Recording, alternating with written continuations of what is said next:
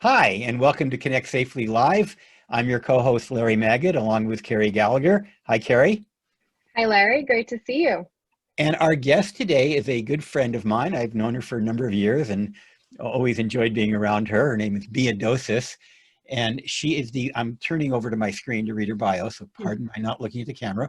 She's the Vice President of Innovation for the Committee for Children. She's a social entrepreneur who works tirelessly to expand SEL, social emotional learning, beyond the school walls into the home, making the international practice of SEL skills and competencies a common daily habit for kids and families. And boy, I couldn't think of a more appropriate person to talk to than right now than Mia, because I'm in need of some social emotional learning, and I have a sneaking suspicion so is everybody watching. Aren't we all? Thank you, Larry. Thank you, Carrie, for inviting me today.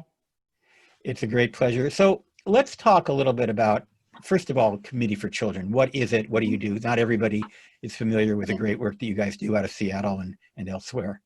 Right. In fact, we are a global nonprofit that focuses on the well-being and safety of children, and we do that through promoting social and emotional learning. And we do that both in the advocacy world, but we primarily do that through education. Our organization publishes a curriculum called Second Step, which is really widely used around the US. It's in more than 30% of the schools in the US and in many, many countries around the world, reaching more than 16 million kids a year. So we've been at this for a long time. And we are an organization that is very focused on impact, and we constantly we create with a research basis, and then we constantly research our work to make sure that it is having the effects that we want. And as you mentioned, I run the innovation group out of that, and it's kind of unusual for for a nonprofit to have a kind of small to medium-sized nonprofit to have an innovation group, but we've been active, as you know, for many years at it. Yeah, in fact, I run into you in Silicon Valley now and then when you're out here working with developers and things. Well, I'm going to turn it over to Carrie in a minute because she knows a lot more about education than I do, but I do want you to kind of talk about social emotional learning in terms of what it is. I think most people are now roughly familiar with it, but just for the kind of a primer, tell us a little bit about what SEL is and why it's so important. Sure. So social emotional learning is really this constellation of skills and behaviors and attitudes that have to do with one's knowing oneself. So one's own self-management, being able to relate to other people, to be able to collaborate, to cooperate, to have positive relationships, to be able to make good decisions for yourself and your family, to be able to, take practical and logical steps toward making plans.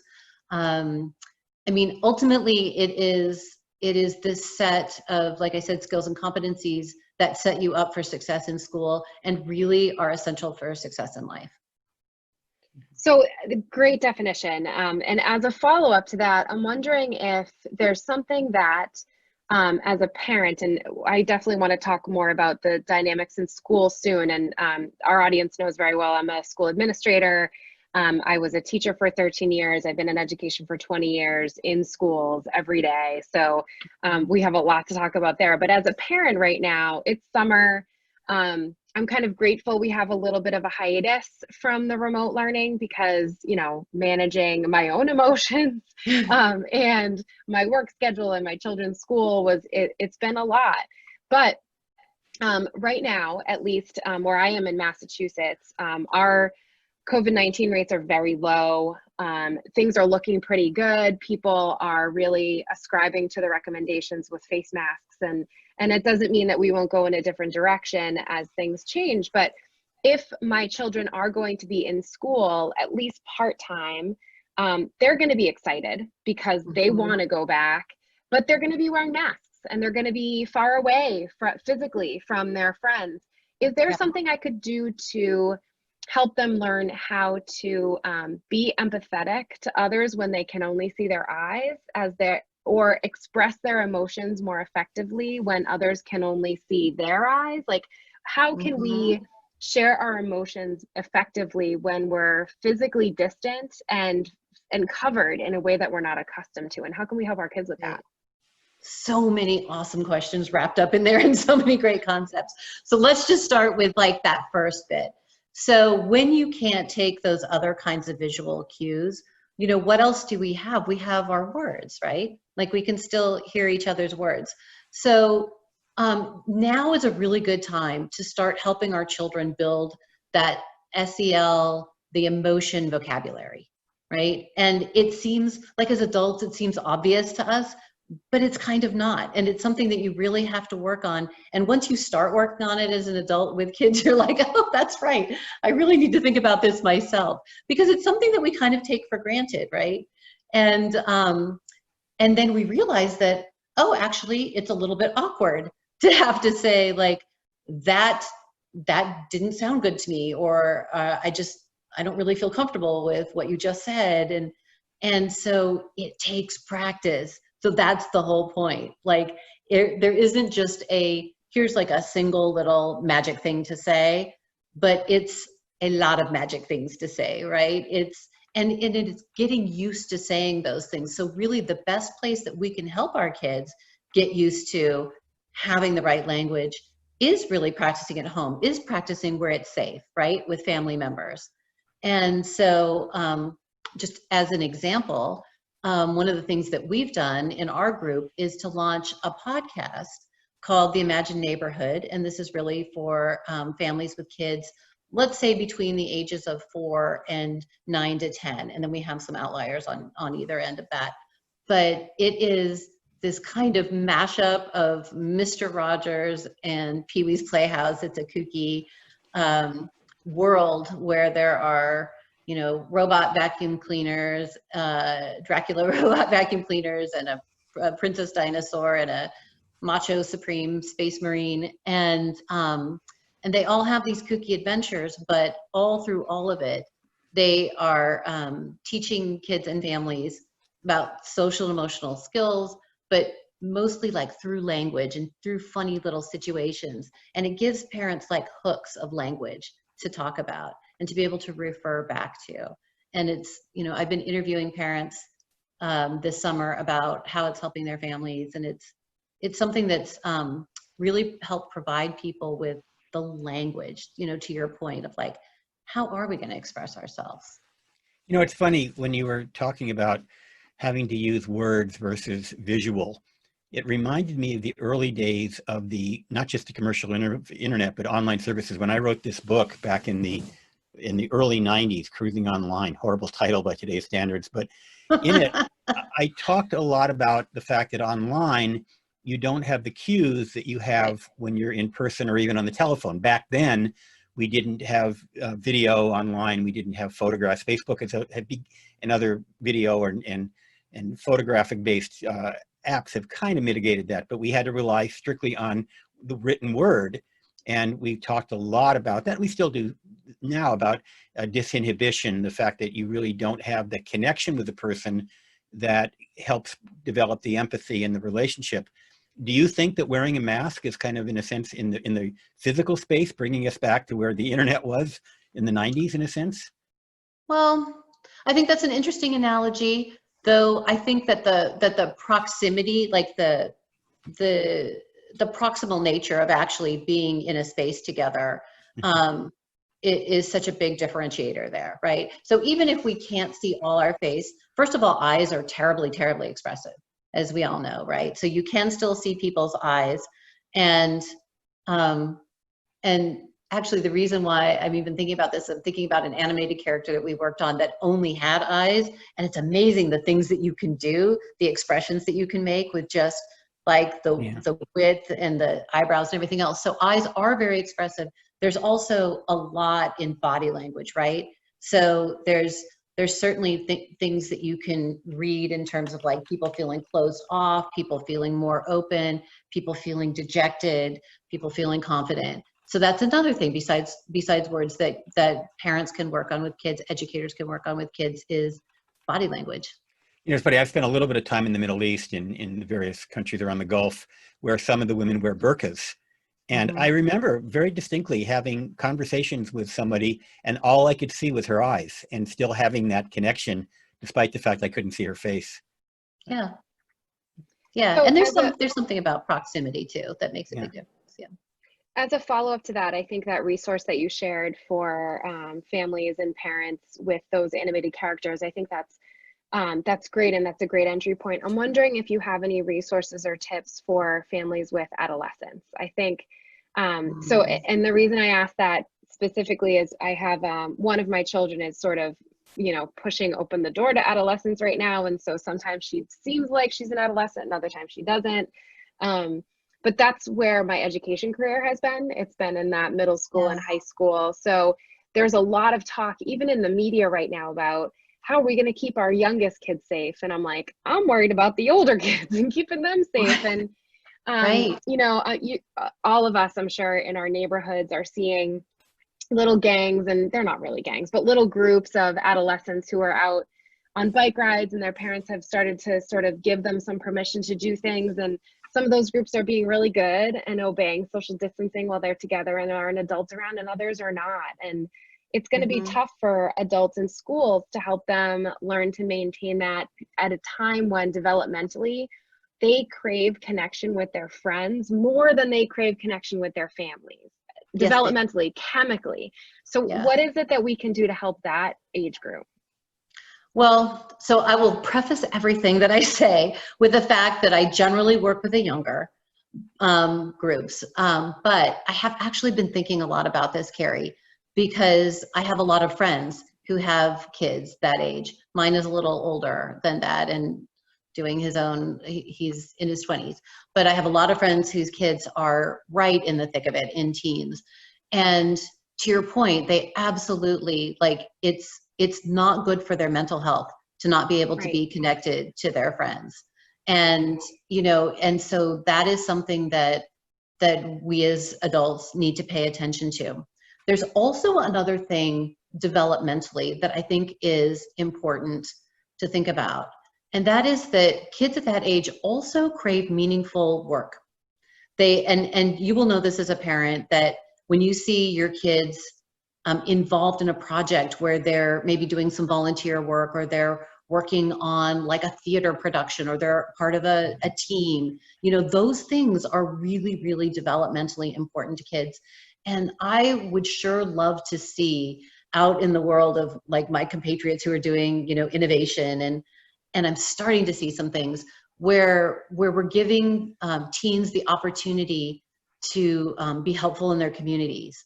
And I just saw I'd like to say it's Maryland, that there's something called like COVID Corps that teens can sign up for, and that they organize, kind of safe but really meaningful work for them to do in their communities around maybe checking on elderly people. I think some of the jobs were even sort of monitoring social spaces, like give them some, help keep people apart. Certainly helping neighbors that maybe need to work, and, if they've done enough quarantining, and if they're keeping, if they have like their quarantine kind of pods with a neighbor, that they're able to help someone with younger kids who needs to work. So I think that that now is a really great time to help kids find something, some way to help out. And I think it'll really help with mental health issues for them as well. As we transition to talking more about the opening of school, which I know, Larry, you want to get to, it makes me think about how teachers can be really innovative with our projects and assignments, so that they're not just, mimicking what they would do in the classroom if they're learning from home, but actually doing something at home that is relevant to the curriculum, but does help their family move through this COVID-19, or does help their neighborhood somehow. I know one of the things we're worried about in the Northeast is right now it's great because the weather's good, but it's going to get cold in November and we're not going to be able to go outside anymore. So what is that going to look like? And so I think teachers have both a challenge and an opportunity there to think about how schoolwork might look under those circumstances. I wonder if you have some thoughts about what teachers can do in terms of the curriculum and academic side of things under these circumstances? Yeah, I mean, I think that we're going to have to kind of rethink the whole thing. One thing that I do know, and I'm sure you know this, Carrie, that you're probably hearing from every parent everywhere, is please no more packets. You know, and it's just heartbreakingly difficult, because there is an access issue for a lot of families, and in some ways, you know, sending a packet of papers is their only way to reach some families. But we have to think differently, as you were saying, about what it is we're assigning, and what kind of benefits there are to different modes of learning besides, you know, what is kind of traditional. And, you know, if one of the things that I see that I think is kind of exciting are the teachers who are sharing information, sharing good ideas. So I know that at Committee for Children, we have someone on staff who manages two educator social sites. One is, I think it's called Educators in Social and Emotional Learning, or something like that, co-hosted with Microsoft. And you know, there's a lot of activity around like sharing what's working for people and sharing good ideas, because right now, what else do we have? Like, we don't have a ton of research. We have some research, right? Like, we have some research from distance learning before, and we know that there are certain things that are really important. But it's very new territory. So, yeah, you know, I'm sure that most educators are looking, you know, to their peers and looking to their districts for guidance on what do we do. Yeah, I think that's really valuable what you just said, that we educators can lean on each other and collaborate to come together with innovative ideas for what and how students are going to learn under these circumstances. And it might be, we have to give ourselves permission for it to be different than it was before.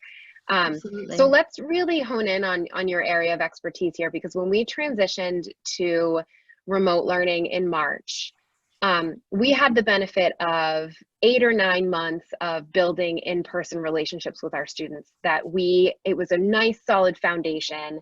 So I already knew these kids, even though I was now interacting with them through a screen. I could be like, hey, Charlie, your hair's gotten really long. Like, woo, you know, because I knew him really well, and I knew him well enough to know he would see that as something funny and then flip his hair to his classmates in the Zoom. And we would have that would be a great way to kind of add some levity to our live class.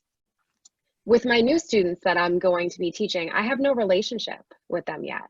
So how do I build, in a social, emotionally responsible way, an authentic relationship with students who I either have to be physically distant from and masked around, or can only interact with through a screen?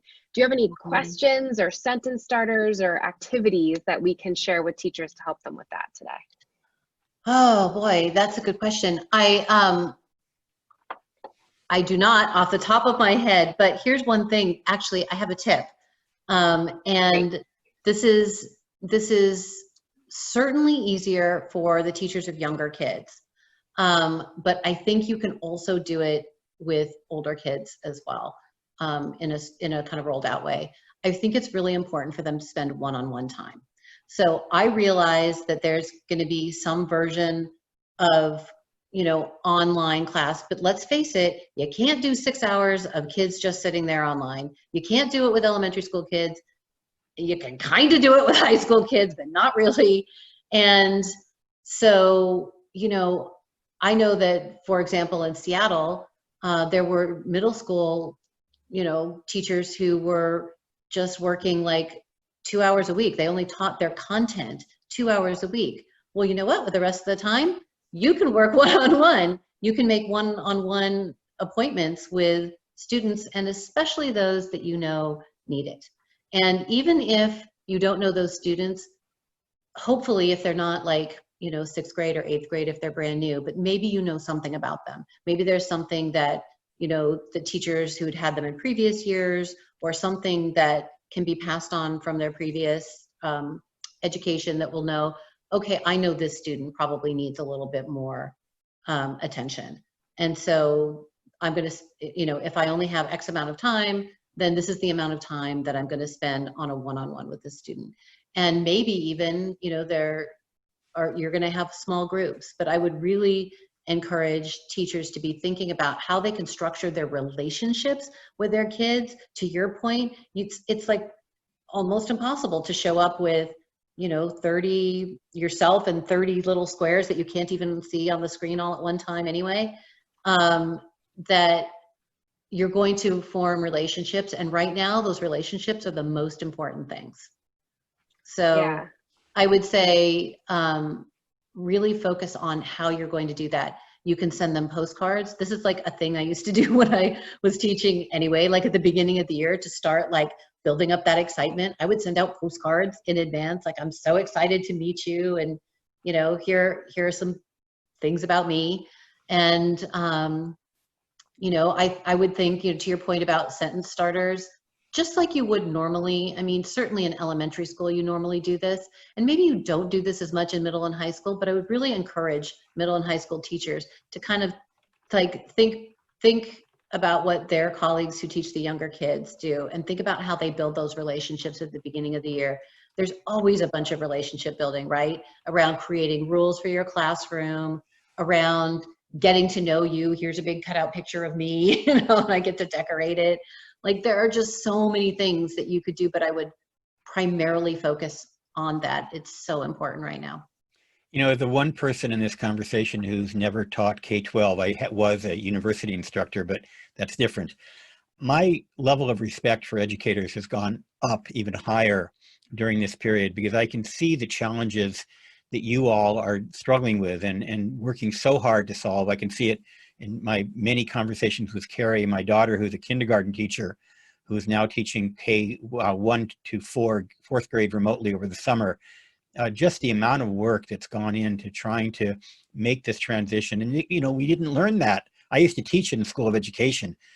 You don't learn that, when you're getting your teaching credential. You have to innovate, and it's just impressive the degree to which and people have been able to do that. And the other part of that is parents coming to the realization that, as wonderful as they may be as parents, there is a skill set that you're not born with, and that you get as an instructor, whether it's in college or in the field. And it's important that those skills be available.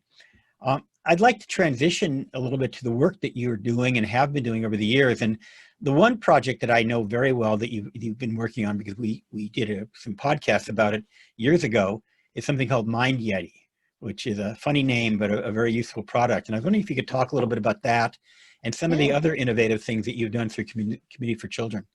Yeah, I'd be happy to. As both, you were just alluding to now about, people respecting teachers more. And Carrie, you had kind of mentioned something earlier about how difficult it is, with your own kids. Even all the educators I know don't want to teach their kids at home, right? Like, I don't know a single solitary person who's like, yeah, this is no problem. It is really, really hard. And so with the innovation group, one of the things that we've always focused on is actually like trying not to make it like teaching, right? Like, so we really try to think about how do we bring all of that research base that we know and integrate it into kids' media or games or toys or apps or what have you. So we have a set of pretty interesting projects that we're doing right now. One of them is, as Larry mentioned, one that we had, we started that one several years ago, didn't we? And we have a mindfulness program for kids called Mind Yeti. And when COVID hit, we decided to make a certain amount of that content just free and available. We put it up on YouTube, Vimeo, Stitcher, iTunes, and Spotify. And so it's just freely available for anybody who wants to use it. And they're really very useful audio sessions. We have a few video sessions that kind of explain the concepts around mindfulness and mindfulness with children, and kind of just what it means to focus your attention and to do certain types of breathing that help you calm yourself and help you focus. And it's been, you know, hugely successful. And I'm actually working on some other deals to actually expand the brand and make it even more of a family brand. But in the meantime, there are very useful Mind Yeti sessions available. Most people access it through YouTube. I would encourage people to give it a try.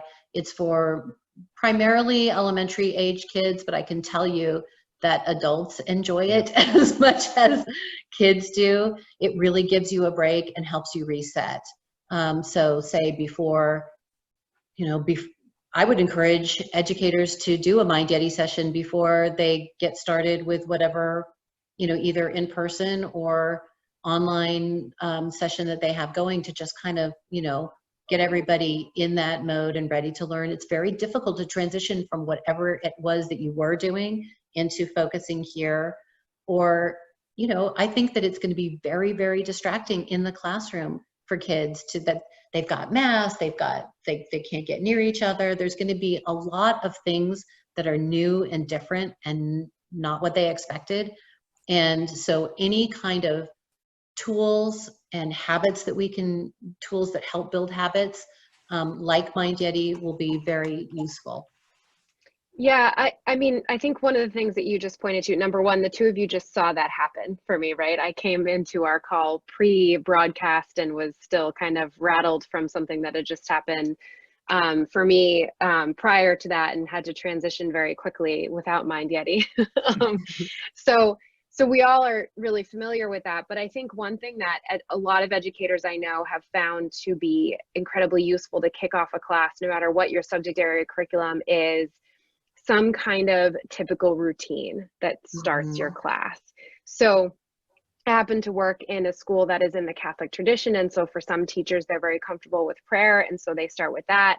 For those of our faculty who are not, they often start with some kind of meditation or poem or some kind of thought for the day for students to reflect on and calm themselves.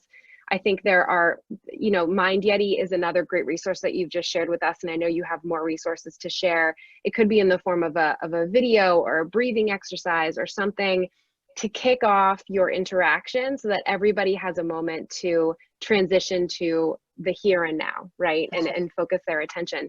So I think number one, that's a great tip for teachers to just implement, whether we're in person or remote, or whether everything goes back to normal magically. I think it's just a good teaching practice. But number two, you really hit on something that school leaders like myself need to remember, is that we need to provide these types of opportunities for SEL for the adults that we lead in our school community. And we need to model that kind of support for our faculty and staff of our school, so that our faculty and staff are then motivated to model that for their students in the classroom as well. Exactly. You know, and I also wonder, when you're talking about this, how that applies to remote learning. I mean, you know, you've got, on one hand, I actually find, and I'm not a kid obviously, but I spend a lot of time on Zoom calls. In some ways, I find myself more focused because I'm literally looking right at a screen. But there are so many distractions, right? I mean, I could be off doing something on another app or whatever. So kids are going to do that, clearly. They're going to be on their phones or whatever. So how can we get that same type of mindfulness when we're not physically together? Well, I guess that's the beauty of having a digital product, right? That you can all still do together. So to Carrie's point, you know, building those habits are really important. I don't know about you all, but in our meetings, we can still, even though they're not in person now, like our work meetings, we can still start with a Mind Yeti and get everybody centered. We can still start with a opening question, like just a check-in, like how's everybody doing today? You can do that either by going around, you can do it by everybody writing in the chat, depending on, you know, how much time you have. So we are lucky to have tools that kind of support that. And so I think, you know, basically it is just a matter of setting those expectations for kids so that they come and they know what to expect. There's so much right now that is unexpected and unknown, that the more we as educators and parents can provide environments where we know what's going to happen, the better. You also mentioned in our preparation that you're working on a toy. Can you tell us about Yeah. that? That's a kind of exciting thought. Yes, I can tell you about that. So this is, you know, there's so many projects that I've been working on pre-COVID that, you know, of course I would have had no idea, but we happen to be launching a new product. It is something that we've worked on for years. We've been in the research and prototyping stage of this for years, and it is a toy. It's like a little stuffed creature, but it has, it is an interactive toy. It has a heartbeat, and when you pick it up, it has a very rapid heartbeat, and it comes in a box that describes what it is. And it's a creature that's been displaced, and it's very nervous. And you are now it's in your care. You, young person, are now caring for this creature, and the species is called purple. So now you have a purple. You can name your purple, and your purple is very nervous. And so you have to be calm, and you have to help calm it. And so in the practice of caring for and holding and keeping the purple, children are learning practices of self-soothing, self-calming. We have found that the mechanisms, it's deceptively simple in that, you know, it has this heartbeat that slows down, but it's at a very, very specific rate, and then it purrs. And then it's very, very soothing to hold against you, whether you're a kid or an adult. Actually, we have a lot of adults from our studies saying that, like, this is back when kids could go to school. They'd be like, when my child goes to school, I hold it. And so this is a toy that then helps kids in the moment, and it helps families have sort of this object. So often we're like trying to tell our kids with words, and we try and prepare them before with strategies, but when you're in that moment, it can be very, very difficult to help kids get back into being regulated.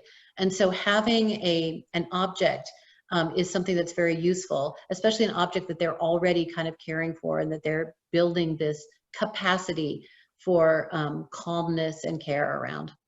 How do they compare and differ from having a pet, a real pet, a dog or a cat? Well, you know, it does not scratch or bite you, and, you know, You have to feed and you it. can leave it alone. But I think that there are a lot of, I mean, that's a good question. There are some good comparisons.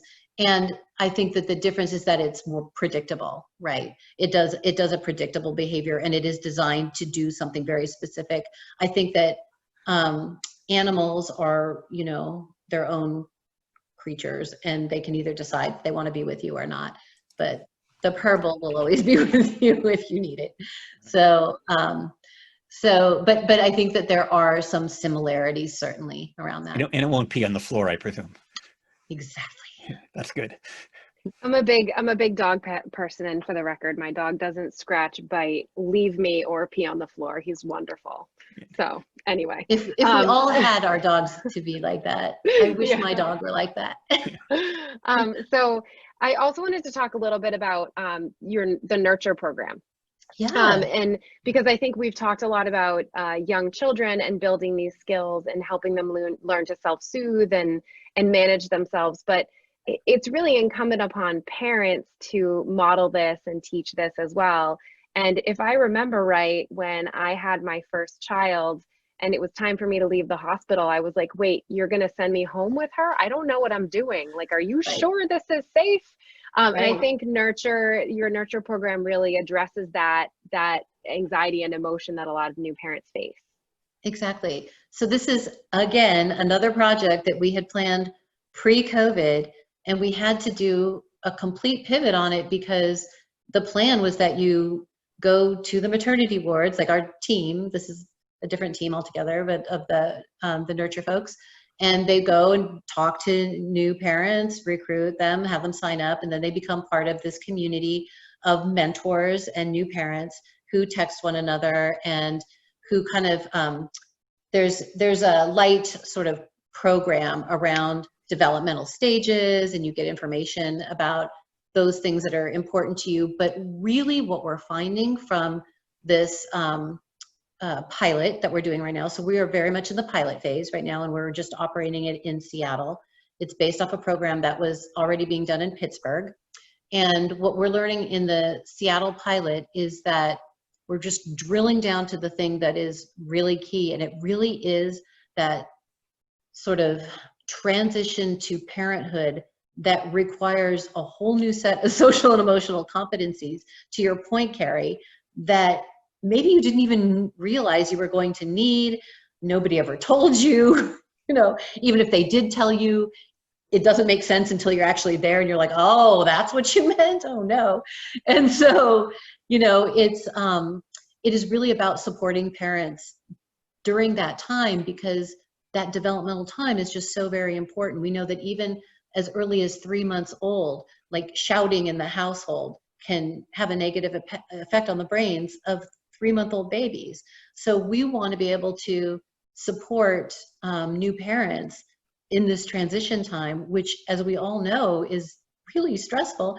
And now when we're in COVID times and we're unable to have, in a lot of cases, we're not able to have the family members that might have come and helped out and provided some kind of buffer in the house. We're not able to get doulas to come and stay. We're not able to do a lot of things, to go out, to take your baby out even.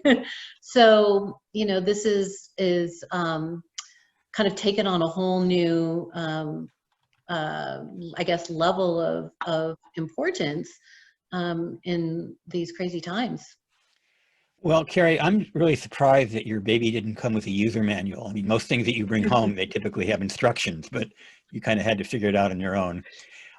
Speaking of user manuals, the two of you have actually helped parents over the years, maybe not through user manuals, but through lots of tools and tips and advice and articles, try to understand, parenting and education, and it's hard.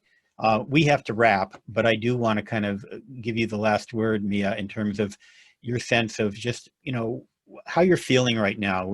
Maybe a sense of, I hope you can give us a sense of hope, because we can use it, and a sense of direction for right now. Yeah, well, I guess I will say that, we all hear the bad news headlines all the time, but I think we also, in conversations in more informal places, we hear about those silver linings. We hear about the time spent with family. I mentioned to you, Larry, that my husband and I brought our 2 widowed mothers to live with us because they live in senior communities. So very early on in the pandemic, we brought them to live with us, and we would have never had that time. We would have never had this amazing time with our moms, otherwise. And so I know that there are other times for families where they're being able to spend some time and slow down and appreciate some things about life that maybe the busyness of their lives before had not afforded. So I know there are terrible things, but there are silver linings. And along with that, I think that a silver lining for me is really that recognition, that growing recognition of how important, your social and emotional, your well-being is to, your family, to your community, and to our country. And so I am very hopeful and heartened to see all of the attention, from our podcast hitting the tops of the charts, because people are really realizing that, that what we have to offer, at the Imagine Neighborhood is something that they really need. To educators really turning to us for how can Second Step help us? How can we do Second Step more effectively remotely? All of these things are, I think, things they're sparks of hope for sure. Well, Mia, I promised you the last word, but I lied. It was the next to last word, because I also want to hear Carrie's perspective on this as well, and maybe I might have a comment as well. Yeah, I would say just this conversation brings to mind something that's happened within the last 12 hours for me, or maybe a little more than that. An issue popped up at work after work hours yesterday, and obviously I was home the whole time I was working, and then I was home after I was working, and so my work day extended a little later, and I ended up having an email exchange with my boss that lasted until about 9 p.m. which is unusual.